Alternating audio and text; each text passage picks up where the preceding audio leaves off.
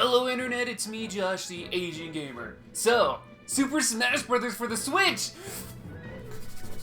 One of my most favorite series of Nintendo's. It's a collaboration of some of the most popular video game series in existence, wrapped up in a chaotic and exhilarating gameplay. While I truly love playing the Super Smash Bros. Games, one of my favorite things whenever a new video game comes out is all the hype surrounding it. There's so much speculation, so many rumors, and when something is confirmed, there's just so much hype around it. It's crazy, and there's like I don't get this feeling with any other video game. And to dwell into all the commotion of a new Smash Bros. Games, I want to talk about one of my favorite topics, Newcomers. Super Smash Bros. For Wii U and 3DS did such an awesome job revealing newcomers. Most of them got a pretty fancy trailer revealing the newcomer in such a charming way while also showing off their moveset. Considering we still don't have a confirmation on whether this new Smash for the Switch is an enhanced port or new game, and also due to the fact that this game is supposed to be out in a maximum of 8 months, that doesn't leave a whole lot of time for big reveals and whatnot.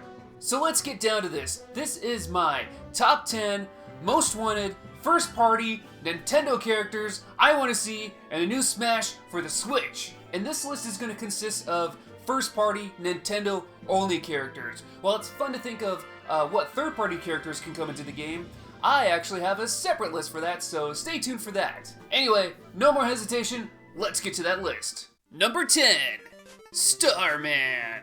I'm going to start this list off with my guilty pleasure pick. Don't worry, the rest of the list isn't so obscure. A lot of people don't know who this character is, but those that do, know he's awesome. Starman is the flagship character for the NES game, Pro Wrestling. He's got a unique look that stands out even in the ocean of characters already in Smash, and he's a professional wrestler. Which, if you've been following my channel for a while, would realize I love wrestling.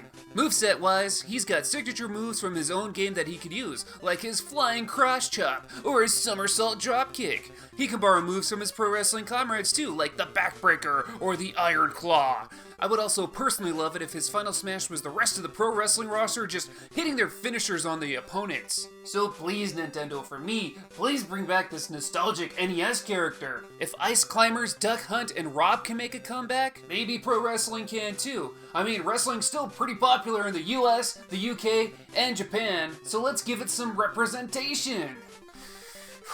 Anyway, let's move on to some more realistic expectations. Number 9. Takamura, a classic Famicom character that actually never made it to the US until 2014 via the 3DS's Virtual Console.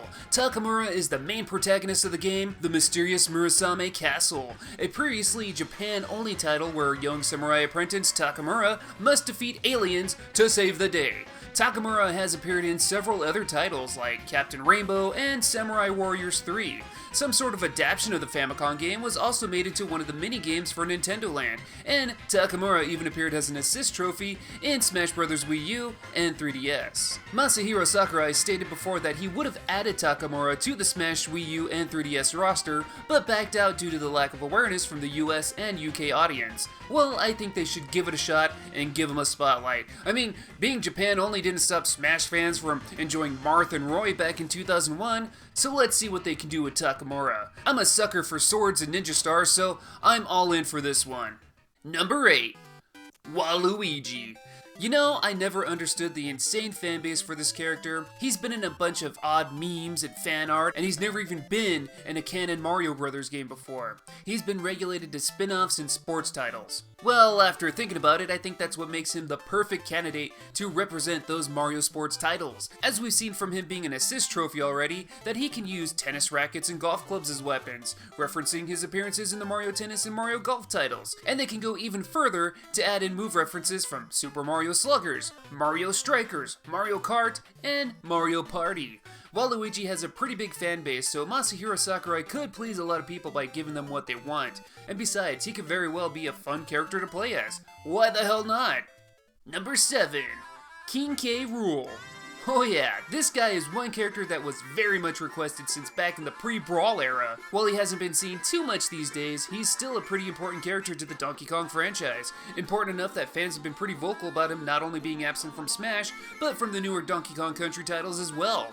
Come on, Nintendo, bring him back! Looking at a potential moveset, he's got plenty of moves he can borrow from the series, like his crown throw, his giant cannon gun, plus he's got all his boxing techniques. Smash is a great way to give this kooky, bloodshot-eyed, crazy Pirate King Kremling some rejuvenation. The Donkey Kong series I feel is very underrepresented in Smash, and adding the main villain is a great way to balance things out. Number 6. Excitebike. You might be thinking, what the fuck, seriously bro? And I say, seriously bro. So we've had some WTF characters before like Mr. Game & Watch, Duck Hunt, Wii Fit Trainer, and Rob, and I think Excitebike could be another one of those characters that just seems so out of place for a fighting game but just somehow works. Picturing it in my head, I would love to see this character, never leaving his bike, popping wheelies and doing somersault jumps. He could attack with his bike and zoom around stages. Yeah, it sounds pretty stupid, but I think he could be a really fun character. Plus, it's Excitebike. Yeah, I think most people that play the game typically play a race or two before switching to a different game, but the game is important to the NES's history, so let's be open-minded about this. A character like Excitebike would be a reminder that Smash Bros is supposed to be fun and not taken super seriously. Number 5. Anna. A lot of Smash Bros fans would argue that there was too many Fire Emblem characters in Smash Bros Wii U and 3DS, but 6 out of 55 doesn't seem that bad.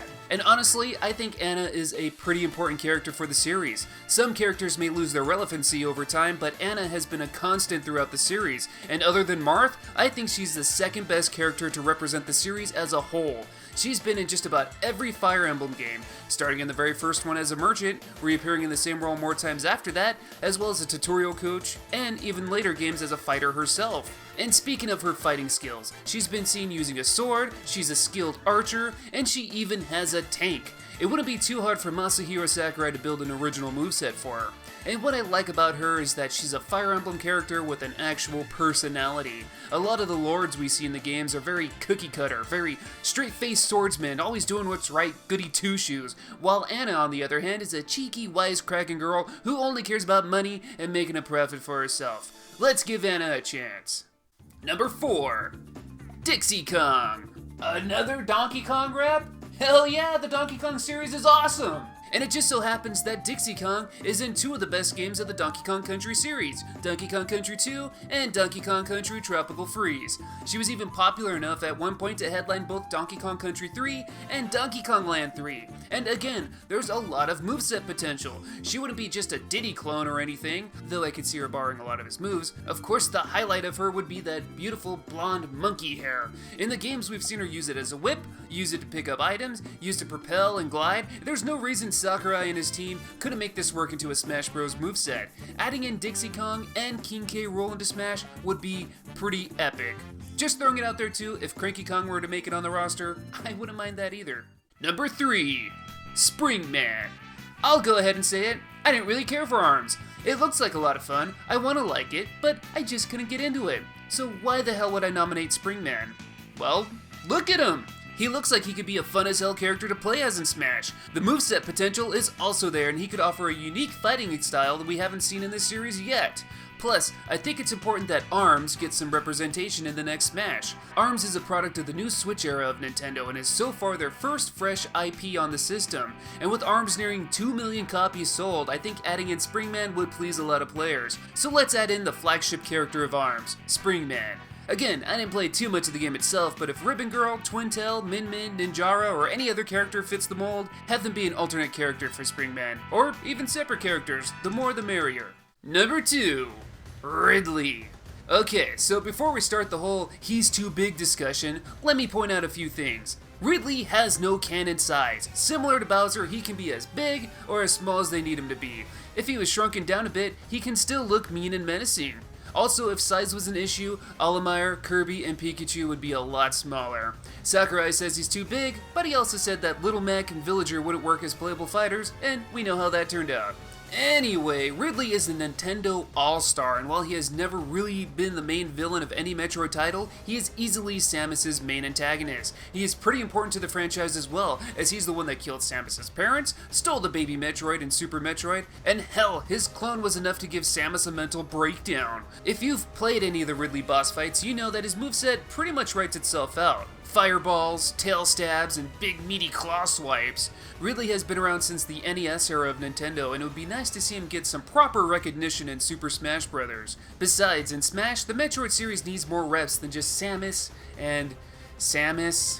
Hopefully Metroid Prime 4 makes Sylux an awesome reoccurring villain as well, and maybe we'll have another character hopeful in a future Smash game. Now before I get to my number one pick, here's a few honorable mentions.